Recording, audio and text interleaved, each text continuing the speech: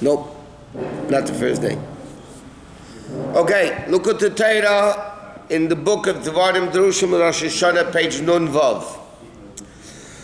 Okay, the Alter Rebbe says, "Lahavin a Mishnah to understand the Mishnah at the beginning of the fourth parak of Rosh Hashana, Yom Tov Shel Rosh Hashana Chaliyas b'Shabbos. Rosh Hashana, the day of Rosh Hashana that falls out on Shabbos, the Mikdash are you taken. In the Beis HaMikdash they used to blow Shofar, Medina, but not in the outside of the Beis HaMikdash. Before the Gemara explained that's not biblical. Biblically, you blow shofar even on Shabbos, but rabbinically, the Mishum the Rabbi made Shami Lechenu Dal Ramas B'Shus Rabbim. Maybe they're gonna, like the Gemara says like this: not everybody knows how to blow shofar. Everybody's obligated to listen to shofar, so the guy might carry the shofar in the street to the Chacham to learn how to blow, or that he should blow for him, whatever.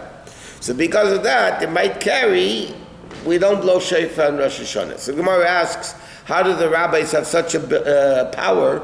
The Torah says blow, and he's saying don't blow. So Gemara says, the Chachamim, not today's, but the Chachamim of the Gemara have the ability to uproot a positive mitzvah in the Torah by saying sit and don't do it. In other words, they never have the ability to transgress a negative commandment. They can't say go eat chazer. But if there's a positive mitzvah, in fact, lulav is the same thing. This year, the first day of Sukkot is Shabbos. We're also not going to do lulav and esrog, even though biblically you're supposed to do it. So he said, but it's interesting, lulav, though they did take the first day of Rosh Hashana, Sukkot, even outside the Beis HaMikdash. Why? Because Yom Tov Arisha De'Oraisa. Okay, so the Gemara differentiates over there like this: lulav outside the Beis HaMikdash they did do on Shabbos, in the time of the Beis HaMikdash, not nowadays. But shofar they didn't blow. So kvar hikshu ateiser parak down the Rosh Hashana. So Taisus already asked the question: what's the difference between lulav and shofar? Why shofar the Chacham said you don't blow on Shabbos, and lulav they did take on Shabbos? We already know. Yeah, that's a special pasuk. It's not for now, but there's a lot of interesting questions, because if so, you shouldn't eat matzah when Pesach falls on the Shabbos. Right. For the same reason, you might carry the matzah. Okay. So he says, also there's another question which we need to think about. Ma'aro chazal. La'aka mitzvah sasir the shofar v'lulav. Afilu b'yem rishim megvulim. Especially the time when there's no Beis HaMikdash, Mishum Gzeira, the Rabbi B'Alma. This is a question Chassidus asks in this heading of a Maamar, every question. You have a biblical mitzvah, okay, especially Shofar, it's so holy, Tshuva, whatever, the holiness of Shofar. Why don't we blow Shofar? Because maybe a few illiterates will come and carry their Shofar. So therefore you're taking away the mitzvah of Shofar from all the tzaddikim and everybody else. I mean, like, why, what? Yes, they have the ability to do it, because the Chacham have the ability to say, don't do it. But why did they do it? That's the question. He said, V'eich ma'anu mitzvah l'gamri. Mikam tzaddikim v'toivim, for many, many great people, b'frat mitzvah shofar v'lulav, especially the two mitzvahs of lulav and shofar, shahar be'kavanas tluyas b'hem. There's a lot of Kabbalistic intent. The that it touches to the highest levels of godliness. So why in the world did they say on Shabbos you don't blow shofar or you don't do lulav? But in order to understand all this, we need first to understand what is shofar all about, and then we can understand why they told us not to blow shofar on Rosh Hashanah if it's Shabbos. It's interesting, in later generations, there were certain places that blew shofar on Rosh Hashanah Shabbos. Like the Rif, who was the teacher of the Rambam, he had an official Bezdin, so they ruled that by them on Shabbos they would blow shofar, even Shabbos of Rosh Hashanah. But the law is not like that, we don't do it. Okay, so he says, we need to understand the inyan of shofar.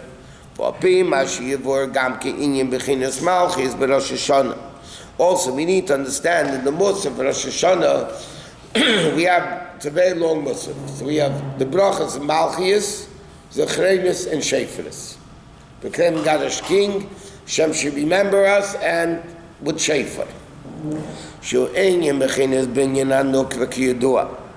But that's the level of Binyan HaMalchus. In put it into simpler language, Rosh Hashanah Eve, and then Rosh Hashanah, Hashem checks out of the world. He checks out, he leaves, goodbye. He says, you want me back, you got to coronate me the next day.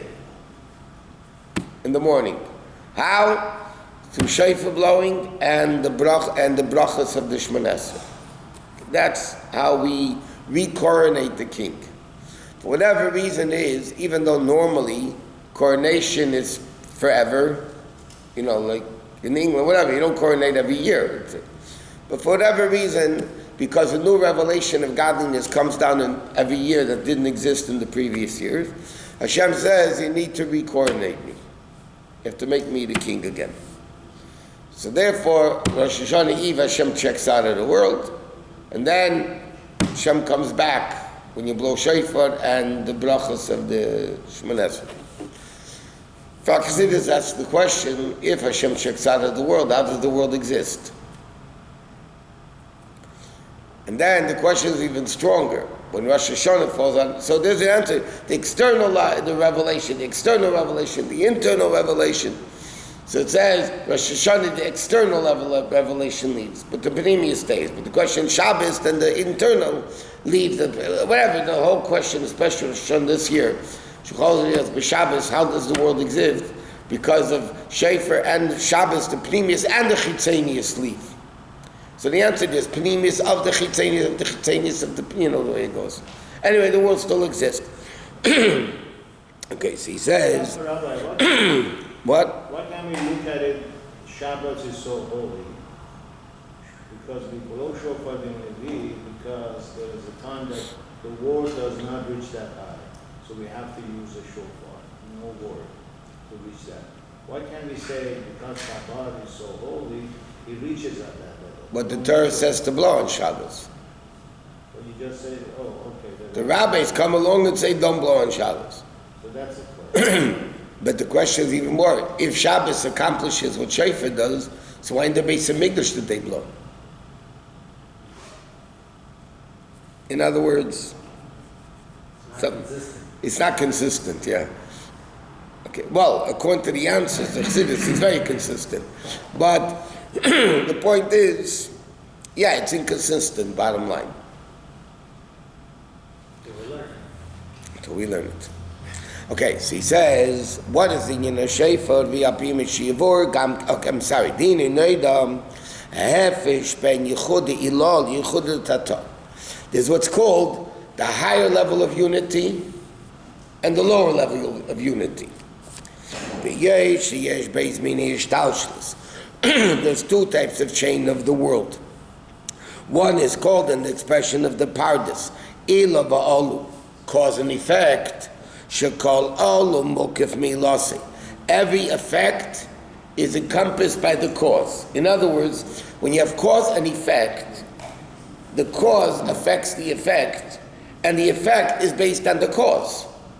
Like for instance, intellect and emotions is cause and effect. Based on the intellect, that's the emotions. You have more mature intellect, you have more mature emotions. So they're completely interconnected, cause and effect. That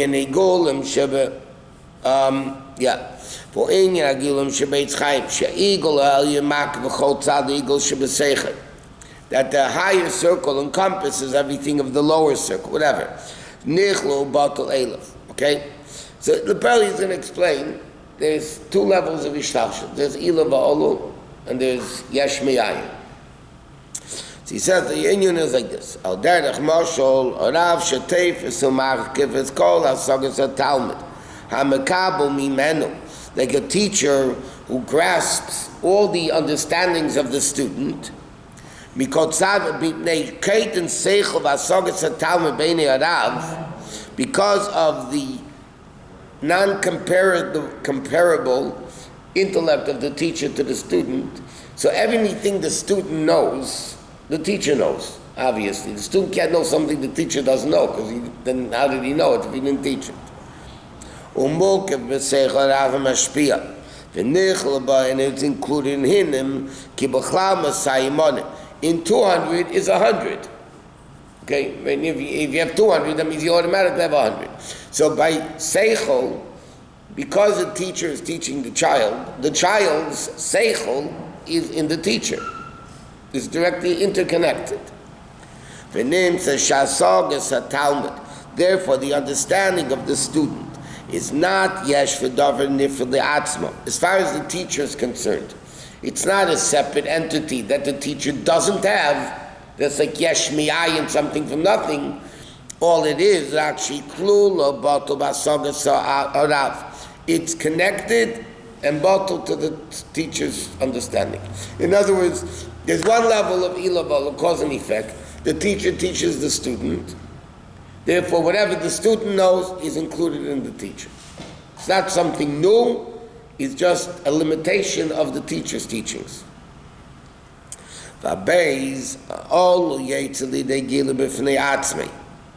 It comes, the effect comes out as something totally new, which is not the way the effect is included in the cause. Like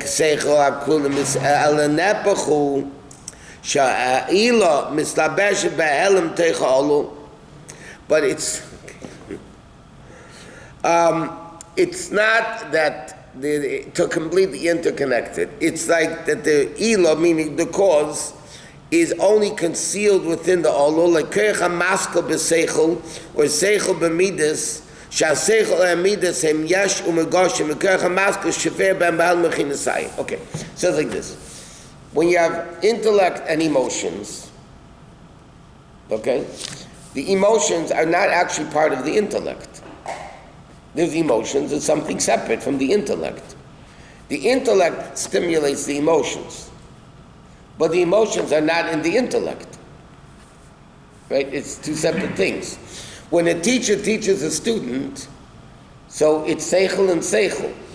And this is a 200 seichel and this is 100 seichel, so the 100 seichel is included in the teacher. But ilaval, cause and effect of seichel and midas, doesn't mean it's directly connected that the midas are mamish in the seichel.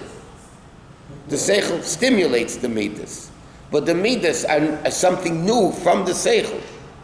It's affected by the seichel, but it's not an extension of the seichel. It's something new. You skip the parentheses. How far does this go down?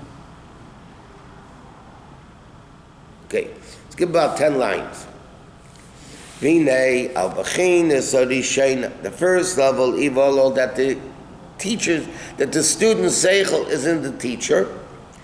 It says this, what Chazal say, Kasuli achayis keneged kulan. The feet of the malachim are against, I'll explain in a second, against all the worlds. Sheik achayis keneged kulam, karni achayis keneged kulam, shekol agavei mechavei makis chaveri.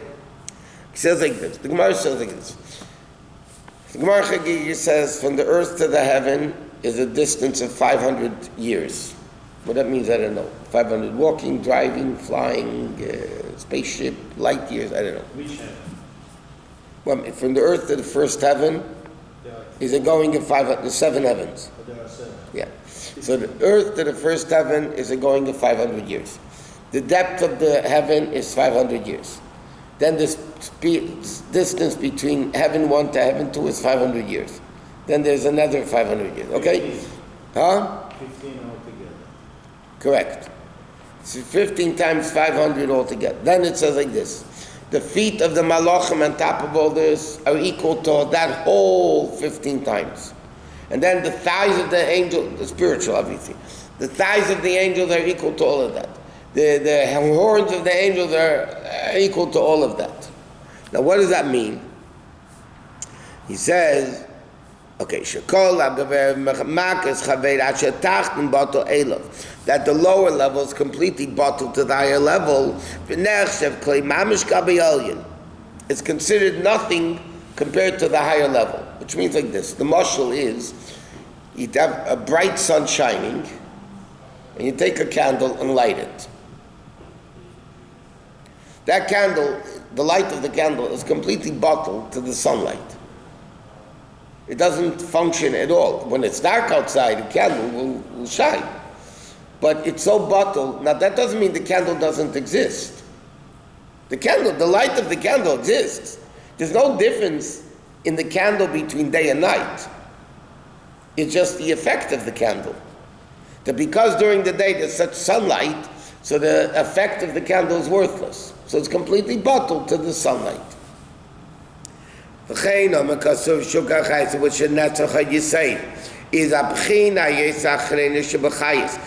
the lowest level of those malachim, include all the levels below them. And which is even more so. And that's the level of Yichud Ilah. And that's the level of the higher level of Yichud, of Eser Spheres Datzilis, which is, I'll explain this all in a second. Okay? Now, the level of Atzilis, which is the 10 spheres, are completely the level of godliness. There are no separate entities yet. There are 10 levels.